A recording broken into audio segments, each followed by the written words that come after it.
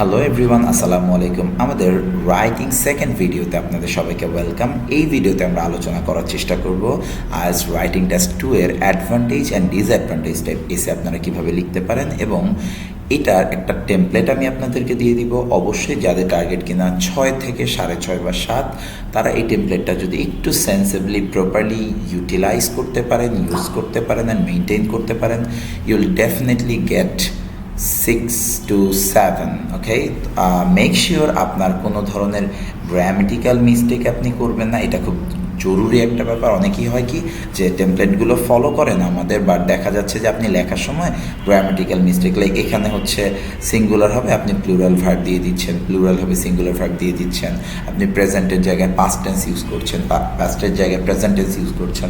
এই ধরনের জায়গাগুলো যদি ভুল করেন তাহলে কিন্তু আপনি ভালো মার্কস পাবেন না।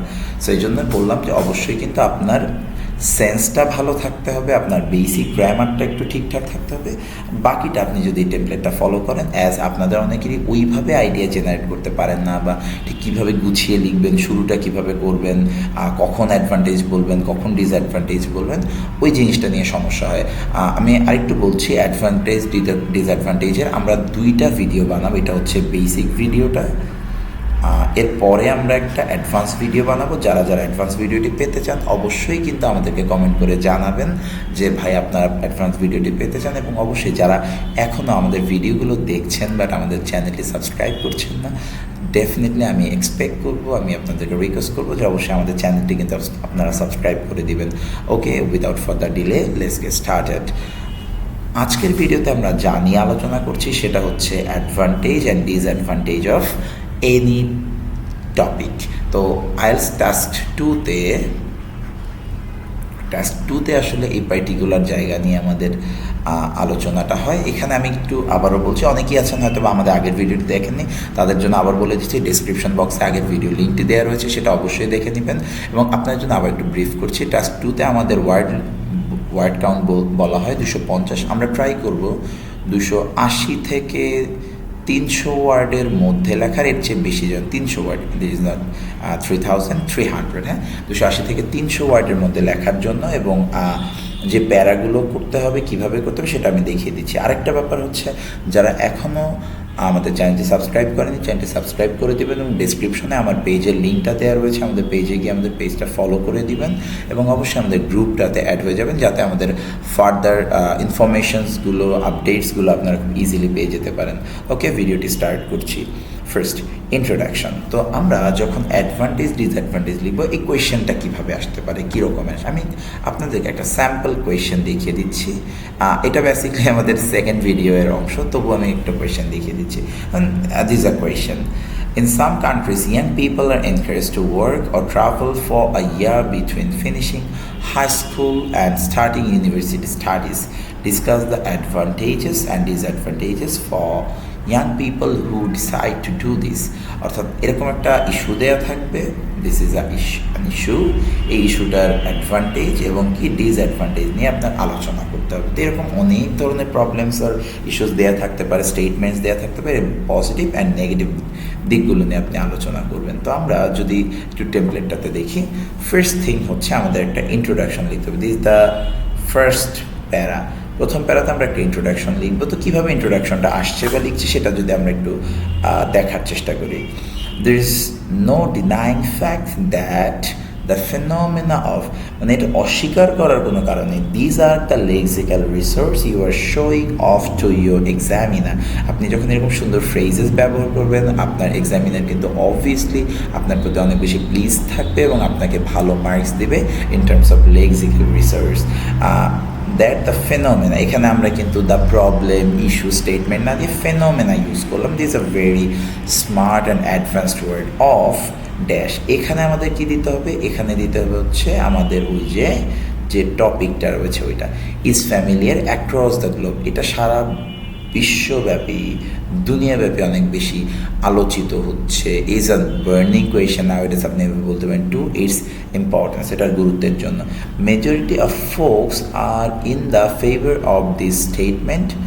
অনেকেই এটার পক্ষে, অনেকে কি এটার পক্ষে, due to its number of merits বলতে আসলে পজিটিভ সাইডস আর পজিটিভ অ্যাসপেক্টস বলছি। হাউএভার যখনই আপনি কোনো একটা কন্ট্রাস্ট ব্যবহার করবেন, যদিও অনেকেই ভালো বলছে, অনেকেই এটাকে সাপোর্ট দিচ্ছে, তবুও সত্ত্বেও যাই হোক, এই এক্সপ্রেশন যখন আপনি দিতে যাবেন আপনি ইউজ করবেন however. Some of the people highlight it's demerits first. তার মানে কেউ কী করছে, এটার পজিটিভ জিনিসগুলো নিয়ে আলোচনা করছে, কেউ কিন্তু এটার খারাপ বা ডিমেরিটস নিয়ে আলোচনা করছে। ইন মাই ফার্দার প্যারাগ্রাফ, সামনের প্যারাগ্রাফগুলোতে অর্থাৎ আমি যে পরবর্তীতে লিখতে যাচ্ছি, advantages and disadvantages of the same বলতে of that particular topic will be discuss. অর্থাৎ আমি আমার প্যারাগ্রাফে এটা অ্যাডভান্টেজ এবং ডিসঅ্যাডভান্টেজ নিয়ে আলোচনা করছি। আমি আবারও বলছি, অ্যাডভান্টেজ ডিসঅ্যাডভান্টেজ টাইপের এসেগুলোর দুইটা ভার্সন হয়, একটা পার্টিকুলার ভার্সন নিয়ে আজকে আলোচনা করছি। নেক্সট ক্লাসে example and sample band 8 sample answer সহ আমি আরও একটি পোর্শন নিয়ে আলোচনা করব ইনশাল্লাহ। ততক্ষণ পর্যন্ত আমাদের সাথেই থাকবেন। ওকে, তো আমরা দেখি তাহলে ইন্ট্রোডাকশনটা কিন্তু বুঝলেন। এখানে কিন্তু খুব কমন একটা ব্যাপার, যে কোনো কিছু নিয়ে আপনি কিন্তু এখানে জাস্ট টপিক সেন্টেন্সটা দিয়ে দিলে আপনার কিন্তু ইন্ট্রোডাকশনটা হয়ে যাচ্ছে। এখানে আসলে তেমন কিছু নেই। এরপরে আসেন বডি প্যারাগ্রাফ 1। এখানে আপনার কি করতে হবে, এখানে আপনার হচ্ছে অ্যাডভান্টেজ, এই জায়গাটায় আপনার কিছুটা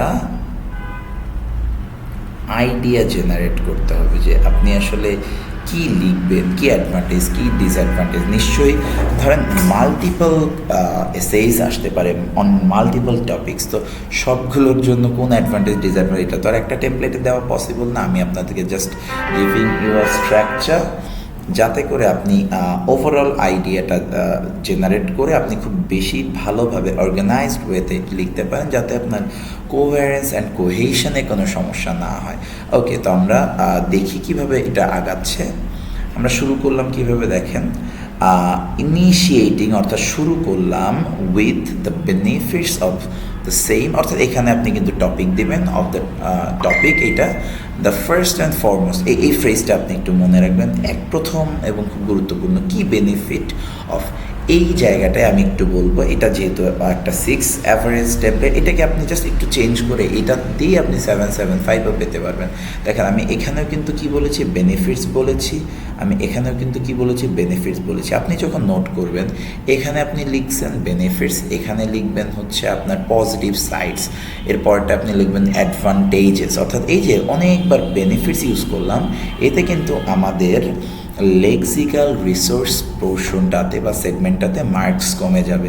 দ্যাটস ওয়াই আমি বলবো, এই সেম ওয়ার্ডের রিপিটেশন যখন হবে আপনি ট্রাই করুন। It is very simple. আপনি মিনিমাম কিছু পড়াশোনা অবশ্যই আইএলটিএসের জন্য করবেন, তো আপনি কিন্তু এই জায়গাগুলোতে একদম এভাবে কপি না করে একটু অ্যাডভান্স করলেই আপনার 6 থেকে 6.5, 7, 7.5 পর্যন্ত চলে আসতে পারে। Okay, initiating with the benefits of the same, অর্থাৎ এখানে সেম মানে কিন্তু এটা গ্যাপ, হ্যাঁ, অফ দ্য টপিক, এখানেও টপিক আসবে। আচ্ছা, the first and foremost positive aspects is that, এখানে আপনি হচ্ছে ফার্স্ট পজিটিভ সাইডটা দিবেন। ফর এক্সাম্পল, এখানে ওইটা আপনি একটা এক্সাম্পল দেওয়ার চেষ্টা করবেন। অ্যানাদার, এখানেও আমরা কিন্তু বেনিফিট না, মেরিট বা advantage which can strike the minds of the people can be, ওইখানে আপনি সেই পরের প্রবলেমটা দিবেন। টু সাইট অ্যান এক্সাম্পল, আপনি আবার একটা এক্সাম্পল দিবেন। এখানে ফর এক্সাম্পল বলেছি, টু সাইট অ্যান এক্সাম্পল বলেছি, আপনি এরপরে কিন্তু এভাবে লিখলেন besides dot dot dot dot, আপনি থার্ড একটা পয়েন্ট দিবেন, এটার সাথে আপনি এক্সাম্পল দিবেন, আপনি লিখবেন এভাবে ফর এক্সাম্পল লিখে ফেলছেন, টু সাইট অ্যান এক্সাম্পল, এবার আপনি লিখবেন ফর ইনস্ট্যান্স, আপনি এখানে আরেকটা এক্সাম্পল দিলেন। আপনি যদি 4টা পয়েন্ট বের করতে পারেন, আমি এখানে জাস্ট 2-3টা দিয়ে দিয়েছি, আপনি বিসাইড দিয়ে কানেক্ট করলেন, এরপরে আপনি আবার কিন্তু মোরওভার দিয়ে আপনি কানেক্ট করলেন। এভাবে করে আপনি কিন্তু আপনার টাইমের মধ্যে এবং আপনার ক্যাপাসিটিতে যতগুলো পজিটিভ অ্যাসপেক্টস থাকে আপনি কিন্তু আলোচনা করতে পারেন। এবার আসেন পরেরটাতে, অর্থাৎ এখানে কি বলছে, ডিসঅ্যাডভান্টেজ। এবার দেখেন, এখানে আমরা একটা কানেক্টিং ফ্রেজ ইউজ করলাম, অন ইটস ডার্কার সাইড, আপনি এটা ইউজ করতে পারেন, অথবা অন দ্য দ্য হ্যান্ড আপনি ইউজ করতে পারেন, অন দ্য কন্ট্রারি ইউজ করতে পারেন, whereas ইউজ করতে পারেন, in contrast to this advantages. আপনি কিন্তু এভাবে অবশ্যই ভিডিওটি ভালোভাবে দেখবেন। এবং আরেকটা ব্যাপার আমি বলবো, যখন আমার ভিডিওগুলো আপনারা দেখবেন অবশ্যই খাতা কলম নিয়ে বসে নোট করার প্রিপারেশন নিয়ে ভিডিও দেখতে বসবেন। জাস্ট এই ভিডিওসগুলো আমি দেখলাম আর অ্যান্সার করে ফেললাম, ব্যাপারটা এরকম না। আপনি প্রপারলি খাতা কলম নিয়ে বসবেন, আমি যে ইনস্ট্রাকশনসগুলো দিচ্ছি, যে কানেক্টরসগুলো বলছি, আপনি সেগুলো ভালোভাবে দেখবেন, নোট ডাউন করবেন এবং অবশ্যই একটা টেমপ্লেট দেখার পরে এই পার্টিকুলার টেমপ্লেটের উপরে 10-12টা করে আপনি প্রবলেম সলভ করবেন। দেন আপনি একটা ভালো মার্কস পাবেন। আমি আপনাদের 6.5 বলেছি, আপনারা 7.5 পাবেন ইনশাল্লাহ। ওকে, তো এবার ডিসঅ্যাডভান্টেজগুলো, সাম অফ দ্য ড্রব্যাকস বলতে আমরা ডিসঅ্যাডভান্টেজ বুঝি, which make it, drawbacks plural, এখানে আমরা মেক, অনেকে এই জায়গায় কী করবেন মেক্স দিবেন, এটা কিন্তু ভুল।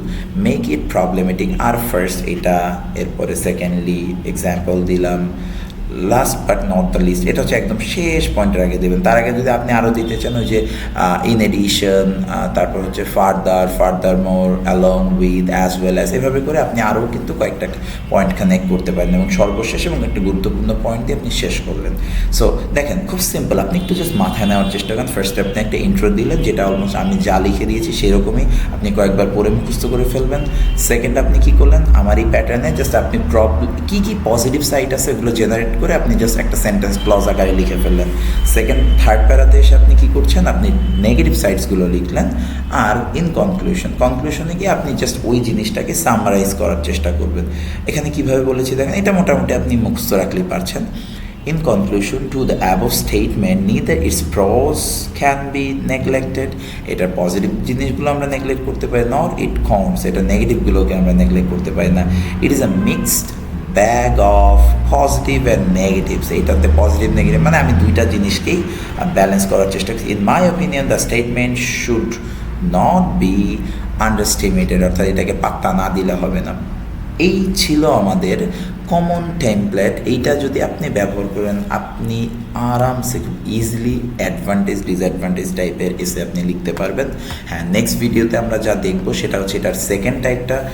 এটা আমি জাস্ট কোয়েশ্চেনটা আপনাদেরকে আলোচনা করছি, একটু দেখবেন ডিফারেন্সটা কোথায়। Some experts believe that it is better for children to begin learning a foreign language at primary schools rather than secondary schools.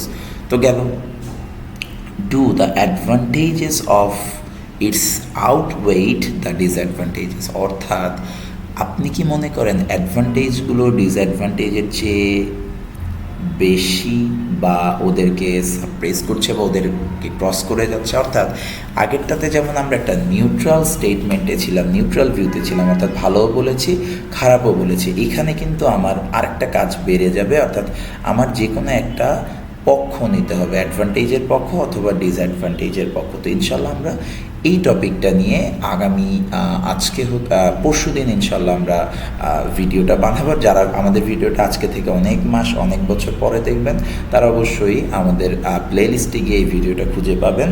তো ইনশাল্লাহ ততক্ষণ পর্যন্ত আমাদের সাথেই থাকবেন। আবারও বলছি, আমাদের ভিডিওটি যারা দেখছেন, যারা উপকৃত হচ্ছেন, don't forget to subscribe our channel. সবাইকে ধন্যবাদ। আসসালামু আলাইকুম।